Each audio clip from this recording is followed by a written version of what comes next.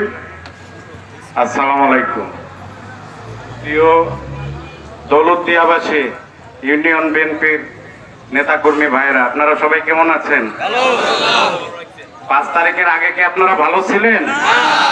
তো আমরা যে এই যে 5 তারিখ পেলাম, শহীদ সাইদ সহ অগণিত শহীদের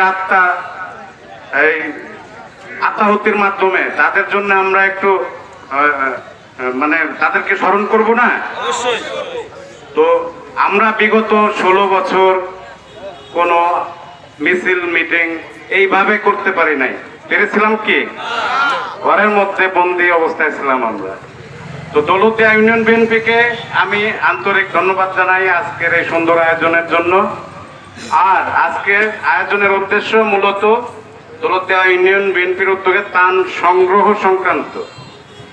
আমরা জানি প্রত্যেকেই দৌলতদিয়া একটি নদী সংলগ্ন এলাকা। এখানে কিছু নিম্নাঞ্চল আছে যেখানে পানিবন্দী অনেক লোকজন আছে এবং পানি নদীতে বাড়লে পরে তারা বন্যা আক্রান্ত হয়। আমি এই ইউনিয়ন বিএনপিকে অনুরোধ করব, আপনারা একটি ত্রাণ সংগ্রহ কমিটি করেন। কমিটি করে আমাদের নেতাকর্মীদের কাছ থেকে যে যা পারেন, কারো কোনো লিমিটেশন নাই, আপনার সামর্থ্য অনুযায়ী যে যা পারেন আপনারা এই ত্রাণ তহবিলে জমা করেন। জমা করে আপনারা আপনাদের এলাকায় যারা দুস্থ লোকজন আছে এই বন্যা আক্রান্ত তাদের মাঝে বিলি করার ব্যবস্থা করেন।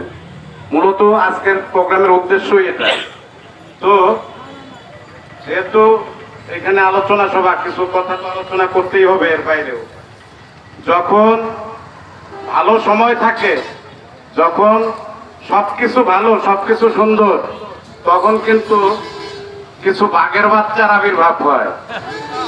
হ্যাঁ, আর যখন সুসময় থাকে না, পারিপার্শ্বিক অবস্থা খারাপ থাকে, অনুকূলে থাকে না, তখন কিন্তু এরা গর্তের মধ্যে লুকায়। তো দৌলতদিয়া ঘাটে ইদানিং লক্ষ্য করছি কিছু লোকজন বিএনপির নাম ভাঙিয়ে এলোমেলো কাম কাজ করছেন, যা আমার পূর্বের প্রত্যেক বক্তা তাদের কথার মাধ্যমে বলে গেছেন। আমি শুধু তাদেরকে স্মরণ করিয়ে দিতে চাই, বিয়ে করলেও তো একটা কাবিননামা লাগে। আপনি যখন একটা ব্যবসা করতে যাবেন আপনার কিন্তু একটা ট্রেড লাইসেন্স লাগে। আপনাদের কি সেই লাইসেন্স আছে? আমরা গোলন্দ উপজেলা বিএনপি, সেন্ট্রাল বিএনপি অনুমোদিত জেলা বিএনপির নির্বাচিত কমিটি। আপনারা চেইন অফ কমান্ড না মেনে বিএনপির নাম ভাঙিয়ে এলোমেলো কাজ কাম করবেন আর বিএনপির লোকজন হাত গুটিয়ে বসে থাকবে, এটা কেউ ভাববেন না।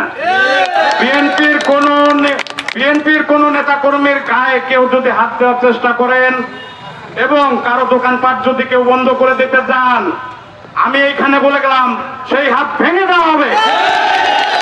আপনারা আমাদের সাথে থাকবেন, সেই হাত আমরা ভেঙে দেব, যত বড় শক্তিশালী হাত সে হোক। বিএনপির নাম ভাঙিয়ে কোনো অপকর্ম আমরা এই ইউনিয়নে হতে দেব না। তো আমি এই ইউনিয়নের যে সমস্ত সরকারি দপ্তর রয়েছে, বিশেষ করে বিআইডব্লিউটিসি, বিআইডব্লিউটিএ সহ সারঘাট, নৌকাঘাট, লঞ্চঘাট, প্রত্যেকের দৃষ্টি আকর্ষণ করে বলতে চাই, কেউ যদি আপনাদেরকে বিএনপির নাম ভাঙিয়ে কখনো বলে এইখানে 500 টাকা দেন, 1000 টাকা দেন, মান্থলি দেন, এগুলি আপনারা করবেন না। এদেরকে চিহ্নিত করুন, টাকা আনতে গেলে তাকে বেঁধে রাখুন। বেঁধে রেখে আপনারা গোলন্দ উপজেলা বিএনপিকে খবর দেন, আমরা প্রশাসনের সহায়তায় তাদেরকে আইনের হাতে তুলে দেব। তো আলোচনা দীর্ঘায়িত করব না, মাগরিবের নামাজের সময় হয়ে গেছে। আসলে অনেক কথা বলার ছিল।